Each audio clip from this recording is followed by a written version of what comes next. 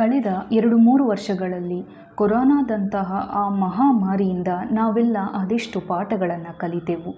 ಹಲವಾರು ಬಾರಿ ದುರ್ಘಟನೆಗಳಿಂದ ಸಂಭವಿಸುವ ಕಷ್ಟ ನಷ್ಟಗಳನ್ನು ಕಣ್ಣಾರೆ ನೋಡಿ ಅರಿತುಕೊಂಡಿದ್ದೇವೆ ಮತ್ತು ಕ್ರಮೇಣವಾಗಿ ಅವುಗಳಿಂದ ಹೊರಬರಲು ಪ್ರಯತ್ನಿಸುತ್ತಾ ಮತ್ತೆ ಹೊಸ ಬದುಕನ್ನು ಕಟ್ಟಿಕೊಳ್ಳುವಲ್ಲಿ ಮುಂದೆ ಸಾಗುತ್ತಿದ್ದೇವೆ. ಕಷ್ಟ ಒಮ್ಮೆ ಬಂದು ಹೋಗುತ್ತದೆ ಎನ್ನಲಾಗದು. ಕಷ್ಟದ ಹಿಂದೆ ಸುಖ, ಸುಖದ ಮುಂದೆ ಕಷ್ಟ, ಕಾಲಚಕ್ರದಲ್ಲಿ ಒಂದರ ಹಿಂದೆ ಮತ್ತೊಂದು ಬರುತ್ತಲಿರುತ್ತದೆ. ಯಾವುದಕ್ಕೂ ಅತಿಯಾಗಿ ಚಿಂತಿಸದೆ, ಕಷ್ಟಕ್ಕೆ ಕುಗ್ಗದೆ, ಸುಖಕ್ಕೆ ಹಿಗ್ಗದೆ, ಬಂದಿದ್ದನ್ನು ಜಾಣ್ಮೆ, ತಾಳ್ಮೆ ಮತ್ತು ಧೈರ್ಯದಿಂದ ನಿಭಾಯಿಸುವಲ್ಲಿ ನಮ್ಮೆಲ್ಲರ ಪ್ರಯತ್ನ ಸದಾ ಹರಿಯುವ ನೀರಂತೆ ಸಾಗುತ್ತಿರಬೇಕು.